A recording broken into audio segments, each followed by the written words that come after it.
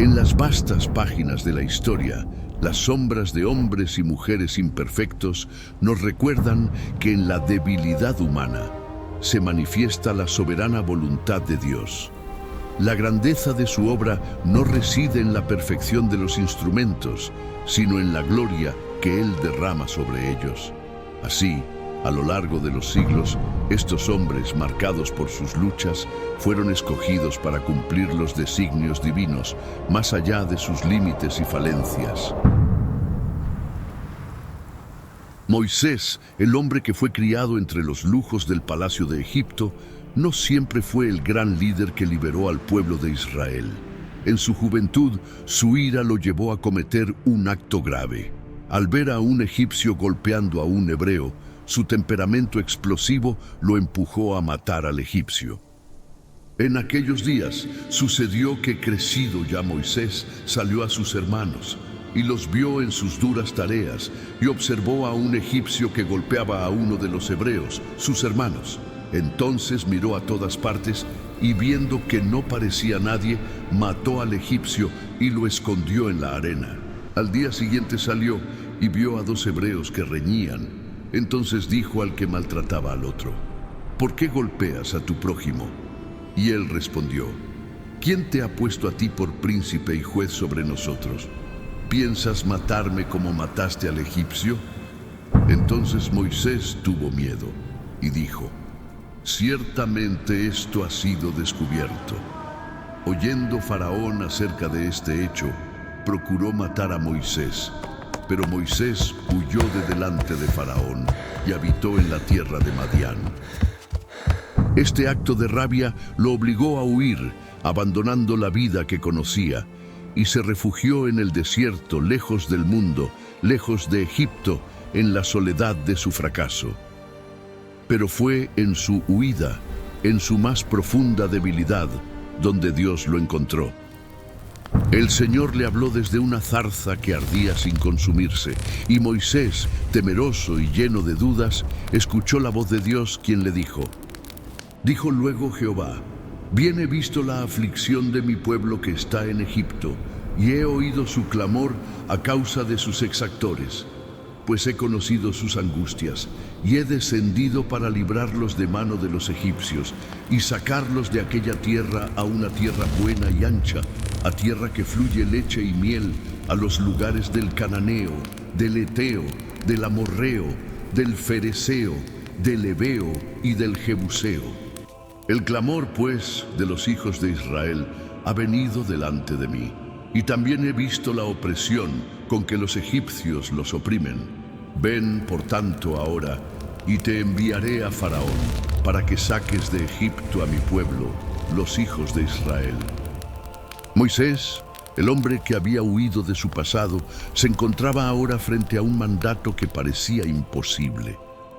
¿Quién soy yo para que vaya a Faraón y saque a los hijos de Israel de Egipto?, preguntó, lleno de inseguridad.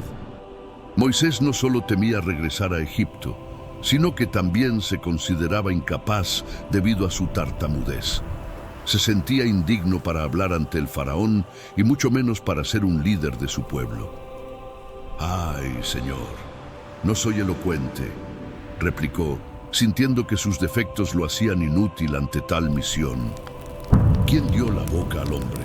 ¿O quién hizo al mudo y al sordo, al que ve y al ciego? ¿No soy yo Jehová?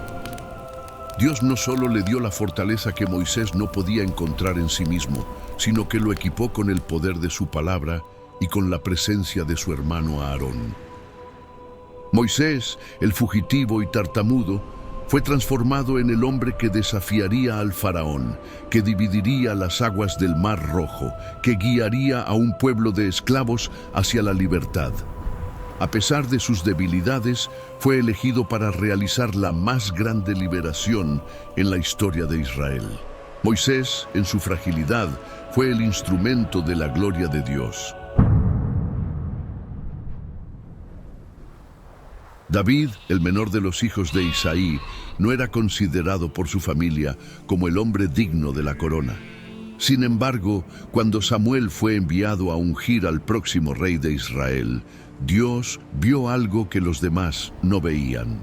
Samuel miró a los hermanos de David, grandes y fuertes, pero el Señor le dijo: Y Jehová respondió a Samuel: No mires a su parecer, ni a lo grande de su estatura, porque yo lo desecho. Porque Jehová no mira lo que mira el hombre, pues el hombre mira lo que está delante de sus ojos, pero Jehová mira el corazón. Pero David, aunque un hombre de fe y valentía, también fue un hombre marcado por el pecado. Su historia no es una de perfección, sino de lucha, arrepentimiento y restauración. En su tiempo de mayor poder, cayó en el pecado de adulterio con Betsabé y en un intento por cubrir su falta, mandó matar a su esposo, Urías. La Escritura nos muestra su arrepentimiento. Entonces dijo David a Natán: Pequé contra Jehová. Y Natán dijo a David: También Jehová ha remitido tu pecado, no morirás. A pesar de su pecado, Dios no lo desechó. David, el hombre con un corazón conforme al corazón de Dios, fue restaurado y continuó siendo el rey que unificó a Israel. Fue él quien estableció un reino fuerte y a través de su linaje vino el Mesías, el Hijo de Dios, Jesucristo. El contraste entre su grandeza y su caída nos muestra que la gracia de Dios no se limita a los perfectos, sino que se derrama sobre los arrepentidos.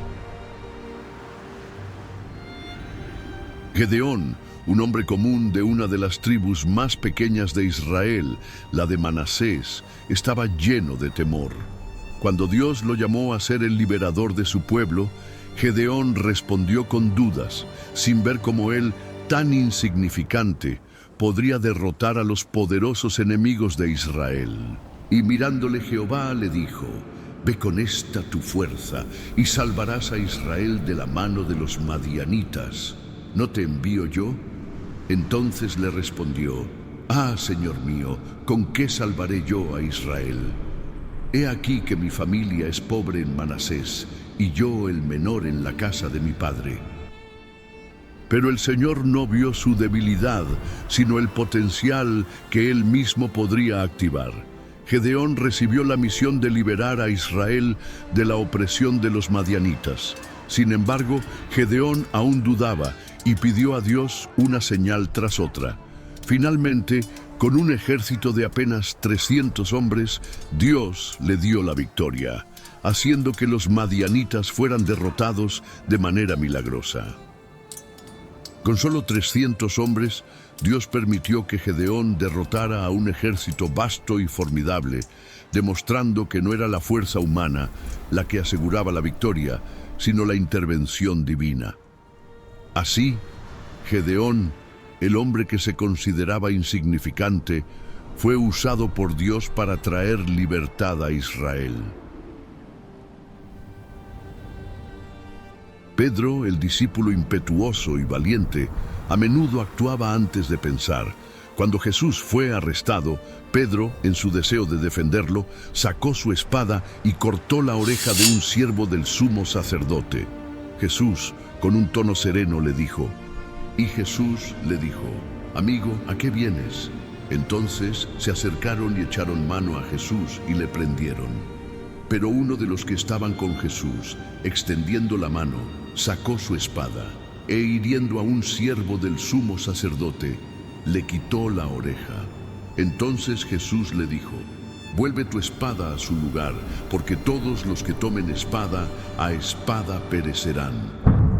Este acto de impulso fue solo el comienzo de un periodo de debilidad para Pedro, quien poco después negó conocer a Jesús 3 veces, tal como Jesús había predicho. Sin embargo, Pedro no fue rechazado por Dios. Después de su arrepentimiento, Jesús lo restauró con ternura. De este Pedro impulsivo y frágil, Dios levantó a un líder valiente. A pesar de sus fallas, fue el instrumento elegido para predicar el Evangelio y extender el reino de Dios. Fue él quien, el día de Pentecostés, predicó con tal poder que 3,000 personas fueron añadidas a la iglesia. Saulo de Tarso, un hombre lleno de odio hacia los cristianos, estaba decidido a erradicar esta nueva fe. En su ardor aprobó la muerte de Esteban, un fiel seguidor de Jesús. Sin embargo, en su viaje a Damasco, su vida estaría por cambiar. Saulo, respirando aún amenazas y muerte contra los discípulos del Señor, vino al sumo sacerdote y le pidió cartas para las sinagogas de Damasco, a fin de que si hallase algunos hombres o mujeres de este camino, los trajese presos a Jerusalén. Mas yendo por el camino, aconteció que al llegar cerca de Damasco, repentinamente le rodeó un resplandor de luz del cielo, y cayendo en tierra, oyó una voz que le decía: «Saulo, Saulo, ¿por qué me persigues?». Él dijo: «¿Quién eres, Señor?». Y le dijo: «Yo soy Jesús, a quien tú persigues. Dura cosa te es dar coces contra el aguijón».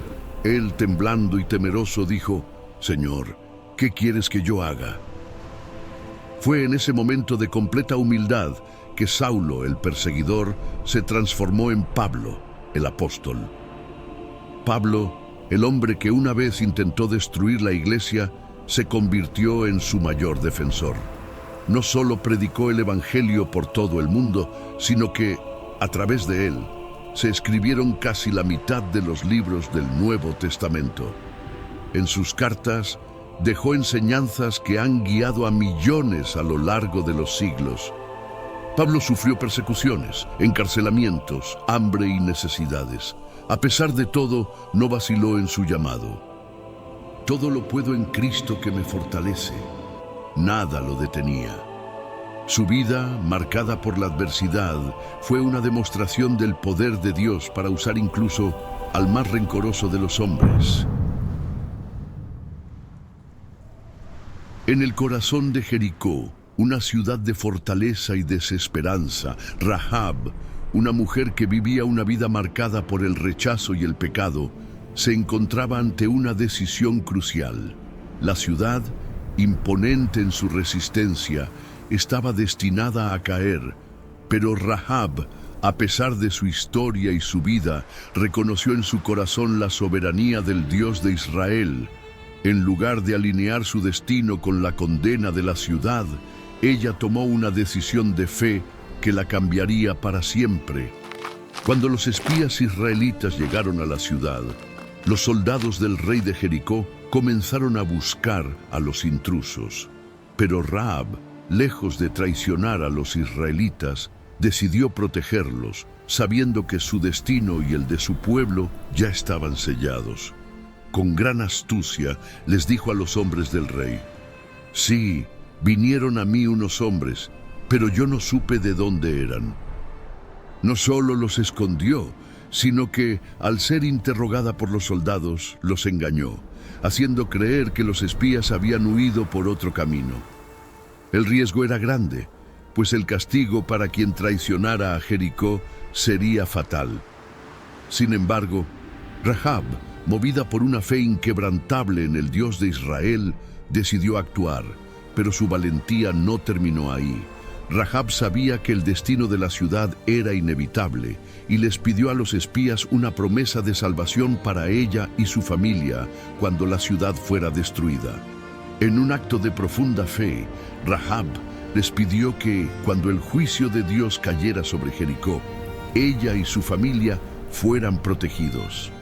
«Ahora pues, juradme por Jehová, que como he hecho misericordia con vosotros, así haréis vosotros con la casa de mi padre, y dadme una señal segura, que salvaréis de muerte a mi padre y a mi madre, y a mis hermanos y a mis hermanas, y a todo lo que es suyo». Con valentía, Rahab colgó un cordón escarlata en su ventana, una señal de fe que la distinguiría en el día de la destrucción. Este cordón sería señal para que el ejército de Israel identificara a su familia y la salvara de la destrucción. A pesar de la desesperanza que envolvía a Jericó, ella creyó que la misericordia de Dios era más grande que cualquier muralla humana. Cuando las murallas de Jericó cayeron, la casa de Rahab fue la única que se salvó. Ella, Su familia y todos los suyos fueron rescatados, porque había confiado en el único Dios verdadero. Rahab, la mujer que había sido rechazada por su sociedad, se convirtió en un instrumento clave en el plan de redención de Dios.